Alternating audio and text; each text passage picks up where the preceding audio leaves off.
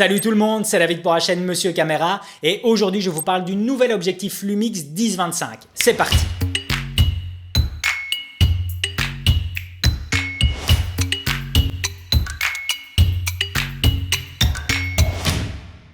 Alors cette vidéo n'aura rien de scientifique mais sera surtout présente pour vous donner mon retour d'expérience après avoir passé un peu plus de 2 semaines avec ce magnifique caillou. Je vais surtout essayer de vous donner mon analyse dessus afin de voir à quel type de besoin il peut répondre et s'il vaut vraiment la peine d'être acheté. 2-3 infos techniques sont à souligner comme son poids car avec un peu moins de 700 grammes sur la balance, une journée complète avec ce caillou autour de votre cou ne posera aucun souci. La finition est exemplaire et c'est généralement un élément qui va de pair lorsque l'objectif est tropicalisé. Son ouverture minimale est de 1.7 jusqu'à f16 et la distance minimale de mise au point sera de 28 cm. Toujours en rapport avec ces infos techniques, on va voir 2-3 points importants à prendre en compte. Le premier sera lié à sa taille de filtre, car comme celui-ci affiche un diamètre de 77 mm, il vous faudra faire attention lors de l'utilisation de filtres ND sur sa plus grande focale de 10 mm. J'ai pu constater du vignettage apparaître avec mon filtre ND variable T-Fun alors que celui-ci est d'un diamètre de 82 mm. Un point sur lequel je vais vraiment insister car il était super important d'y passer, surtout si vous faites énormément de vidéos comme moi, l'objectif dispose d'une bague de mise au point graduée. Pas de mise au point par câble comme sur la plupart des autres objectifs Lumix, ce qui veut dire que c'est fini de mouliner dans le vide à essayer de reprendre sa précédente mise au point. Bref, un véritable bonheur, surtout que celle-ci est hyper douce, sans aucun cran, tout comme un objectif cinéma. Ce qui rendra l'utilisation avec une bague motorisée beaucoup plus simple.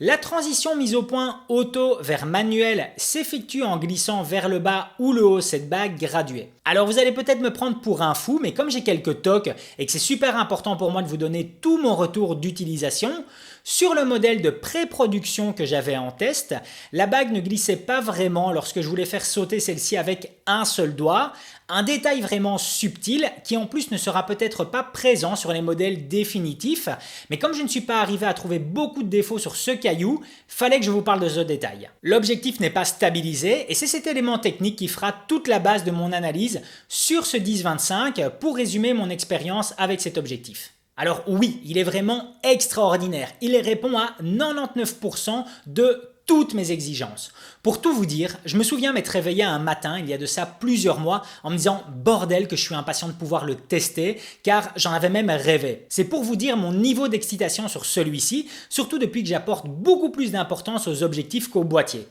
En fait, une focale 10-25 à ouverture fixe 1.7 est juste dingue car en ce qui me concerne, je n'ai pas encore conscience de toutes les situations que cela peut couvrir alors que j'en ai essayé pas mal.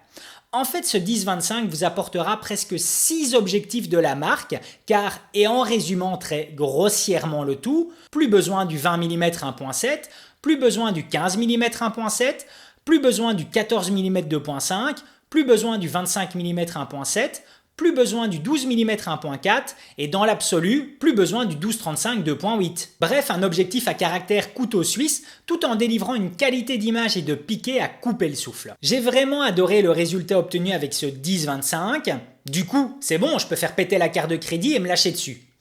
Eh bien dans l'absolu, c'est pas aussi simple et en fait je me retrouve de nouveau avec le même dilemme que j'ai eu lorsque j'ai utilisé le Sigma 1835, pas de stabilisation optique. Et en fait c'est un dilemme pour moi et par rapport à mon univers d'utilisation, c'est important de le souligner. Comme je le dis toujours, c'est important de faire la différence entre ce qu'on veut et ce dont on a besoin. Car oui, je le veux vraiment cet objectif. Mais pas forcément tout de suite. À l'instant où je vous parle, ce dont j'ai besoin, c'est d'une stabilisation optique. La raison est très simple, je suis ultra fan de mon GH5S et de la Pocket 4K.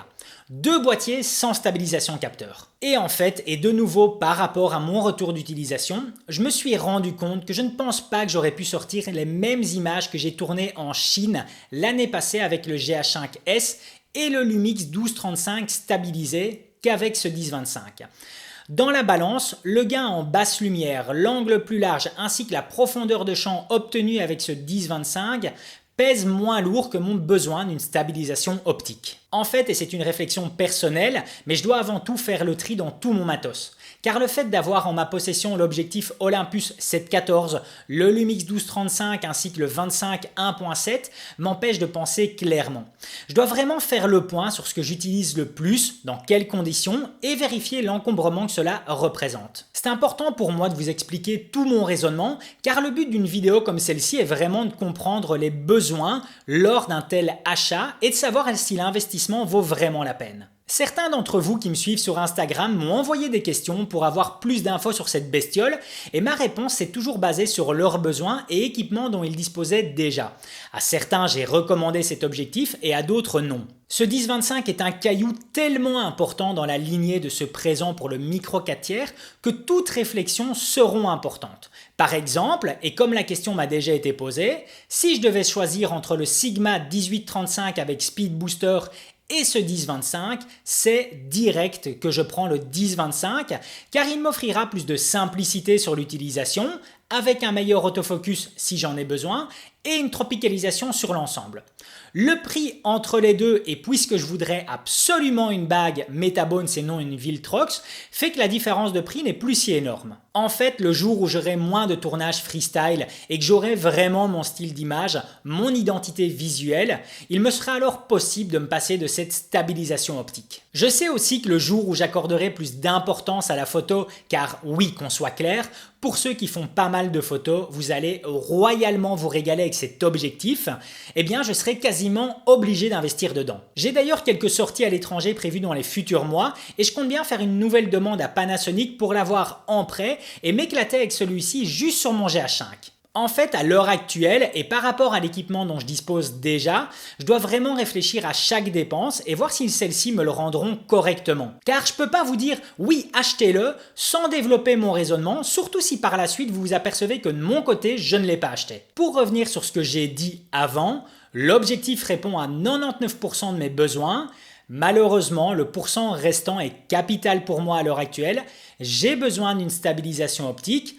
Maintenant, ce 10-25 est présent et pour très longtemps. On parle ici d'un objectif dont vous allez souvent voir des tests car, comme je le disais, c'est un caillou hyper important pour le monde du micro 4/3. Et je pense que même de mon côté, je vais souvent vous en reparler car je suis toujours en réflexion dessus. Je le veux, mais mon business plan me dit que non, j'en ai pas besoin tout de suite. C'est un peu une lutte infernale entre les deux. Et ce sera surtout à vous de vous poser les bonnes questions par rapport à votre utilisation et par rapport à l'équipement dont vous disposez déjà. J'espère que cette analyse vous aura pas trop ennuyé, mais l'objectif est tellement bon qu'il fallait que je vous parle de tout ça et de mon choix par rapport à l'achat de celui-ci.